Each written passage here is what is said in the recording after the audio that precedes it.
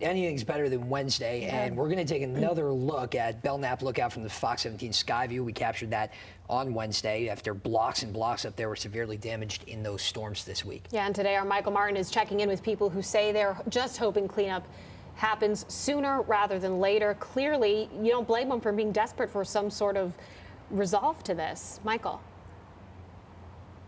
Yeah, sure, exactly. I mean, that's the situation. People here are just eager to go back home. I mean, what we're looking at, I'll show you a little bit.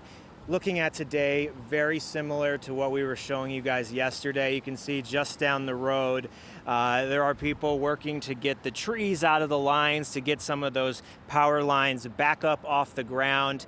Again, that drone video you saw, whip over here real quick, that is the apartment building that the roof was ripped off of and then flew over back in this direction, and this wood with nails sticking out of it. This is that actual roof that flew off and over in this direction and into these homes. We actually spoke to a guy about 10 minutes ago that lived in this house over here when he was a kid, lived there for 20 plus years in the 70s and 80s, and just showing up here to, reminisce and look at what remains of the house. He doesn't know if there's going to be anything left standing come a few weeks from now, but you know what, the people that are actually living in the area just really trying to live through this. They're eager to once again have shelter, water, electricity.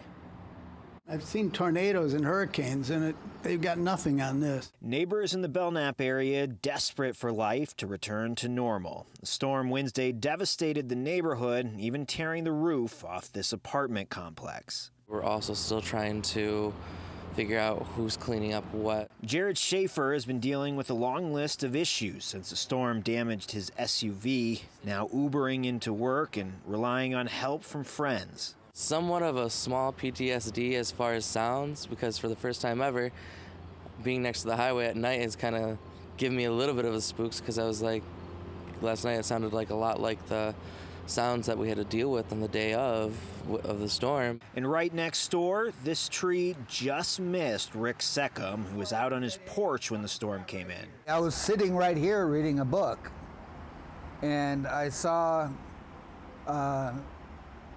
some weird cloud haze off in the distance coming towards me really fast. So I figured I'd better pull up stakes and go inside. The storm moving frighteningly fast right towards the Belknap Lookout. So I grabbed a hold of my chair, put it in the hallway here, right there, then came back and went like this, and to close the door. And then it started going like, and I couldn't close it.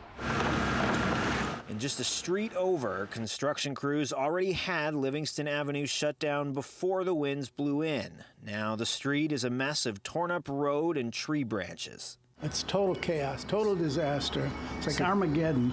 Rick Vandermolen was already without water service because of the ongoing construction. Now he's waiting on his power to come back as well. I came out and the sound was louder than a freight train, and I was ducking behind here so that I wouldn't get hit by it and blown away, but you could see the stuff coming right at you. It was amazing. Patients wearing thin, but everybody relieved that cleanup is underway. It's a nightmare. It's a veritable nightmare. I don't know what else could go wrong short of there being injuries. So back here at Belknap Lookouts, some of this damage that we saw in these houses across the street from the apartment. Now the big question that everybody living in this area has is who's cleaning this stuff up and when? Well, in regards to the trees, and that's most of what we're looking at besides some of this roof that is kind of covering some of this road and some of the area immediately behind this house, well, the trees are being taken care of by the city of Grand Rapids. We spoke to them this afternoon. They said that they've got crews out all today working to get these cleared, and that they will be working through the weekend to make sure they can get this all cleaned up. The roof, that comes back to the apartment complex. I actually made contact with one of the owners earlier today of that apartment complex. She was telling me that the biggest thing here, they're just happy that nobody was injured in this incident. She said that nobody was actually home on that top floor when the roof was ripped off, so it could have been a lot worse. But in regards to cleanup, they were out here today kind of surveying the damage and figuring out how best to proceed. So in terms of when, we don't know that information yet.